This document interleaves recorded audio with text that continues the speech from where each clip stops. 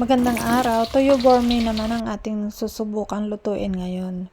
At ito po yung paraan ko ng pagluluto. At dahil nga nakabili ako ng medyo murang tuyo ngayon at napakagaganda, tingnan nyo naman po kung gaano siya kagaganda, ay sinubukan ko naman gumawa ng tuyo gourmet. At sa una nga, ay ganyan lang ang ginawa kong gupit. Nanghihinayang kasi akong tapesan ng malaki kasi nga sayang din naman, at saka pag naprito yan malambot na din yan, at pag natusta siya ay nakakain na din lahat. At dahil nga first time kong gumawa nito, ay ganito yung naging outcome nung ganyang gupit. Medyo madumi sa mantika at maitim na kaagad, konti pa lang yung napiprito ko. Kaya napag-isipan ko na lang, natanggalin na lang ulit yung kanyang tiyan. At dahil nga kasama nga yan sa binili, ay nanghihinayang talaga ako.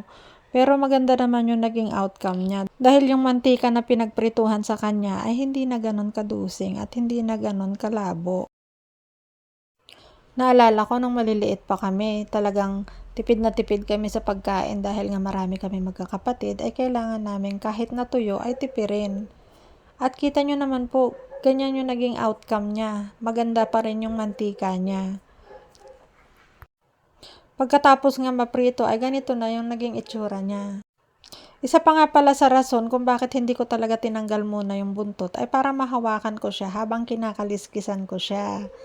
Dahil kung nakaliskisan na yan ay wala na akong panghahawakan sa kanya at mahihirapan akong magtanggal ng kaliskis.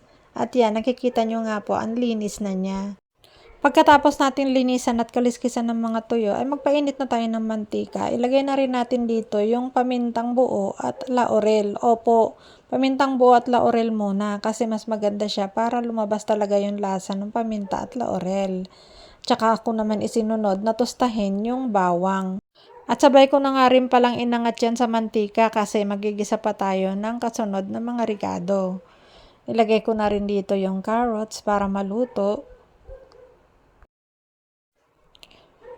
Kasunod ng siling labuyo,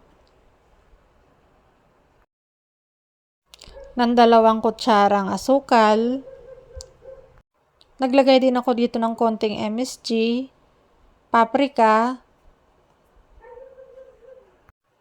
Ang purpose nga pala ng paprika ay pampalasa din siya at para maganda naman yung kulay ng ating mantika.